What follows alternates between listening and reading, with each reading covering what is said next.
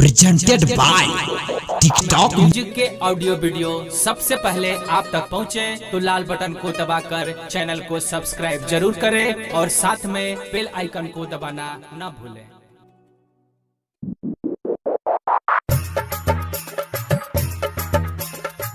भैया हम संतोष यादव आप सब लोग के विनती करते हैं कि लॉकडाउन का पालन करें, अपने घर में रहे, सुरक्षित रहे, क्योंकि ये कोरोना वायरस अपने लिए बहुत ही खतरनाक है भैया। तो हमारी ये विनती सुनते हुए सब लोग घर में रहे, सुरक्षित रहे। जय माता दी। गौरी शंकर राधे श्याम सीताराम बोलिए, जब तक कहे मोदी जी भैया घर पर ही रहिए। गौरी शंकर राधे श्याम सीताराम बोलिए, जब तक कहे मोदी जी भैया घर पर ही रहिए। सीताराम बोलिए।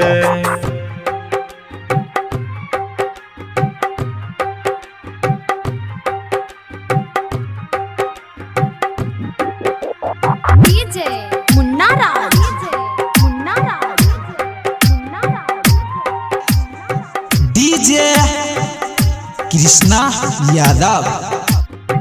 यदि ये कोरोना भारत में बढ़ जाएगा, लाशों के खातिर भैया कफन न मिल पाएगा, कफन न मिल पाएगा।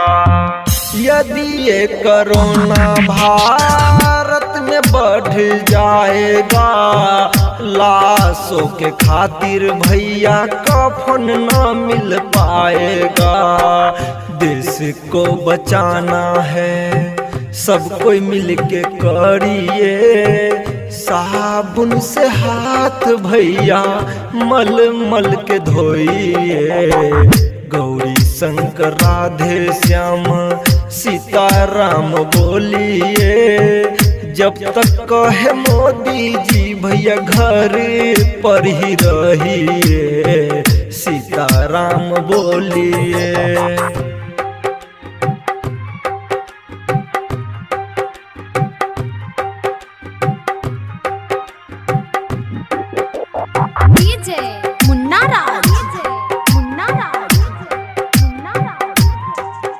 Presented by TikTok music.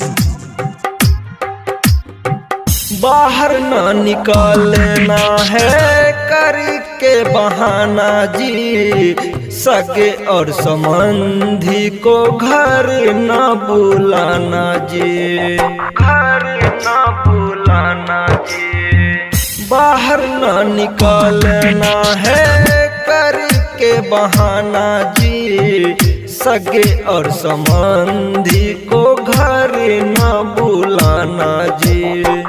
कुछ दिन दुख तक लिप जरा सहिए, जिस विधि राखे मोदी जी उसी विधि रहिए।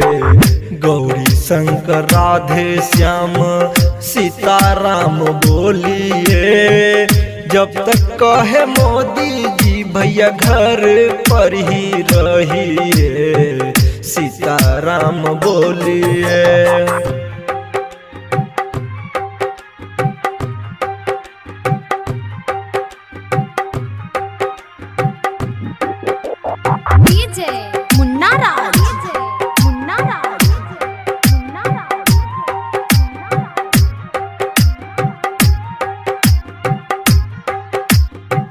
घर में रहे तो आबादी न बढ़ाना है, टिकटॉक यूट्यूब से मन को बहलाना है, मन को बहलाना है।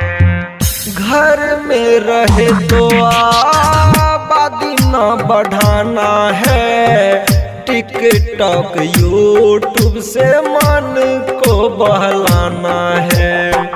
बीवी बच्चों से भी 2 मीटर दूर रहिए, जिस विधि राखे मोदी जी उसी विधि रहिए। गौरी शंकर राधे श्यामा सीताराम बोलिए। जब तक कहे मोदी जी भैया घर पर ही रहिए। सीताराम बोलिए।